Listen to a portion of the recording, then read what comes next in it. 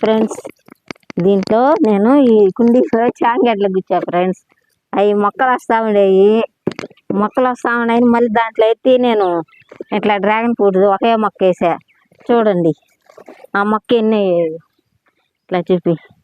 ఇప్పుడు వీటిల్లో చాలా రోజులైంది చాంగడ్లు వచ్చుంటాయి. చెట్టు ఏమో పెద్దది అవుతా ఉంది. చాంగడ్లు వచ్చుంటాయని ఇవన్నీ తీసేస్తున్నాను. పోసి చూస్తాను చాంగడ్లు ఉన్నాయో లేదో చూద్దాం ఫ్రెండ్స్.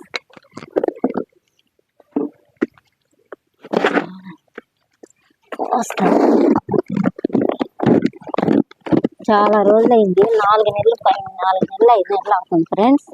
ఇట్లా చేశాను నేను చాంగడ్లు.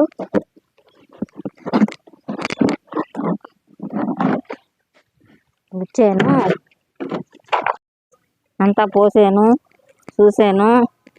గడ్డలు అయితే ఊరనేలా. ఇది ఏరు పెరిగిపోయిన వల్ల మనకి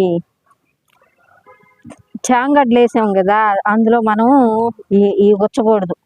గబకన ఇది ఒక కొమ్మ గుచ్చా నేను. ఈ కొమ్మ పోయి ఎన్ని మొక్కలు అయిందో చూడు. ఈ మొక్కలన్నీ ఇలాగా ఎక్కువ ఏరే పాకిపోయింది అంత కుండీ అంతా.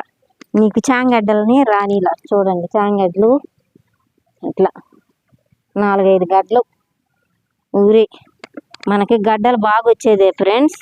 ఇది ఏంటంటే మట్టి అంతా ఆరబెడతా, ఈ గడ్డలే వచ్చాయి కాబట్టి వీటిల్ని కింద నేను వేసిన కుండీల్లో, ఆ కుండీల్లో గుచ్చుతా. ఈ గడ్డలు ఊరి ఏంటంటే పెద్ద గడ్డ దూపే నేను. ఆ పెద్ద గడ్డ అంతా ఇది లాగేసుకుని తినేసి ఈ ఏరుకి ఇవి వచ్చాయన్నమాట చిన్న గడ్డలు. ఇప్పుడు పుడతా ఉంది. నేను ఎందుకంటే డౌట్కి లోడేసా, అసలు వచ్చాయా రాలేదా. 4 నెలలు అవుతుంది వేసి.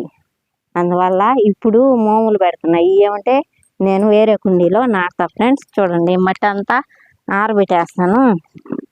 ఆరబెట్టేసేసి నేను ఇట్లా ఏరే కుండీలకి ఎత్తేసుకుంటా.